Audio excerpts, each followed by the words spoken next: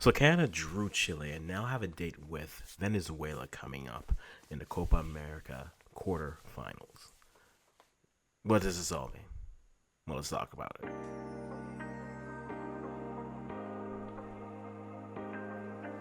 Alright guys, so again, what does it mean is a reaction to the game that was, and it's a little bit later on guys. Holidays happen, people travel. Happy belated Canada Day to everyone out there. To the Americans who are watching this, happy Independence Day. And thoughts going to everyone who's going through hurricane season right now, thinking to the Jamaicans out there in that pathway of that hurricane. Stay safe out there guys. But we're going to talk a little bit about what we learned. First thing we do with all the time with what does it mean? You got to acknowledge who you played. Chile is a side that in different ways, I think playing them a man down made their game a lot simpler. Canada is a side that hasn't yet proven that they can sit on the ball and dominate. And Chile did a good job of saying, we know you don't want to, even if we're down a player. And they made it uncomfortable. Canada was able to build up, don't get me wrong. Canada was able to build up and then get the ball into the wide areas and then new areas of danger. But in all those opportunities, they weren't able to really, in my opinion, push it. That's part of what Chile does. They're a savvy veteran team that will steal a victory out at the end, and you have to be aware of that, and they almost did. I think Chile was a good game. I thought that the Chile and Canada matchup, they given us our best version of that free-flowing game. But even before Chile went down to 10 men, it felt as if that type of an up-and-down game was going to leave Canada much more vulnerable because their propensity to want to go. And again, that is the book on them right now. They want to run. So if you can get them into, but then turn them over quickly, which again, sounds great in principle, I think you leave them vulnerable in the counter. But now it just comes down to, can you now punish them? No one has been able to truly punish them outside of, say, the Netherlands and Argentina. Outside of that, they've been able to survive with great goalkeeping. But I think Chile pushed them, especially from a physicality standpoint, but also from a strategy standpoint. They played with that pressure, and they looked like they were pressured. But Chile definitely earned a lot of stripes. Chile didn't have stripes to earn. Chile was a team that was quality even with 10 players, and they pushed Canada. Canada had to fight for that draw, and they were able to get it done. So I think the first thing is Chile made them work for it, and they were able to get it done. That's the first thing. Second thing I would say is goal scoring is a problem, and I think the overall flow of the offense, the flow of play, the patterns of play are very rigid. I think most teams know that they're going to go out wide. They haven't been able to yet, maybe outside of some sports, other than some spurts in the Argentina game as well as the France game. They haven't been able to truly attack through the middle, which means teams are able to really take away that space.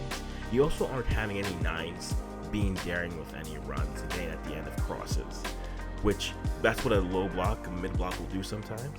But I feel as if from a Canadian standpoint, the goal scoring is a problem.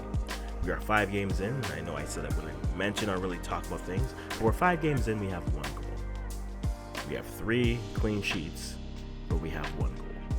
I think for a side which has Jonathan David, Alphonso Davies, even an Ishmael Kone, we expect more offense than that. But I think most teams are taking away the wide areas, which means you need the middle to truly be bouncing.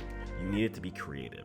I think the lack of goals doesn't necessarily coincide with a lack of a true creator, but right now on the pitch they do lack a player who's going to really try to unlock from that spot. You're asking Eustáquio to be a 6.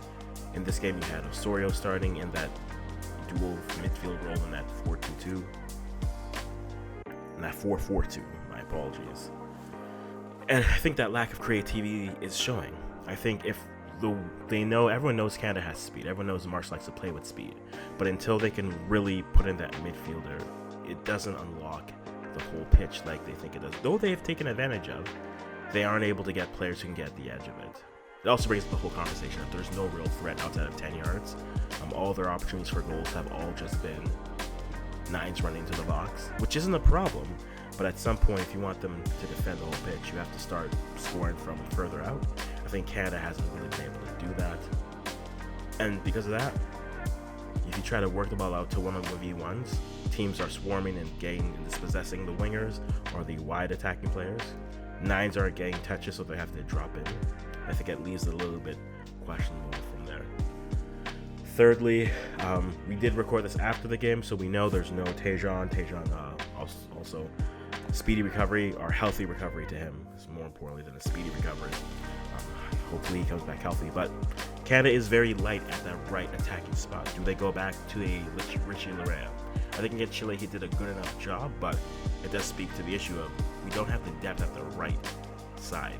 Now, what are some of the options they could use? I think maybe this could open a door for, say, an Ali Ahmed and Mathieu Chouanière to step into that right side. Another low-key name I could see them going to, because we'll get to Schaffelberg in a minute. I could see them playing a Jason Russell Rowe there, and then almost having him tuck in and then also tuck out, playing a bit of that right outside attacking midfield, or having them shift to a more 4-3-3 and having Jason Russell Rowe on the right, Jonathan David up top, and then Kyle Larin on the left. And maybe that gives you the opportunity to then leave a player like Jacob Schaffelberg on the bench, but then also exploit going forward. I'm not the biggest fan of a three-striker front three, but I think David and Russell Rowe do give you enough speed and mobility that you can get away with it. Plus them in the transition, I like them better. Let's say a Kyle Larin. I like ideas that those two can get at behind versus, say, Larin. Larin just doesn't have the speed. He's crafty in tight spaces, but if you're asking him to beat a player 1v1 in space, he's not the player who's going to do that. When we get to Schaffelberg didn't have a bad half, but I think I realized after this game why I like having him off the bench. He does give the team that energy. He does play very direct, and I think in a game versus Venezuela, who are a good team that adjusts after the second half, I think he would be a good player to bring in the second at the 45. I think for me, if I'm Marsh, I'm making those substitutions at the 45-minute mark, seeing what those players can do, what they can bring. I think Venezuela will offer more of a cohesive unit, but then also a team that will punish them. No one's been able to punish Canada, and Max Crepeau has looked great in goal, but I think if they aren't careful, Venezuela is the side that will punish them. So I'd rather them, I think they can create their creating opportunities, but now it's, can they get someone to put those chances away? Guys, you let me know what you think about that. Also, what their chances are against Venezuela. I'll wrap it up right here.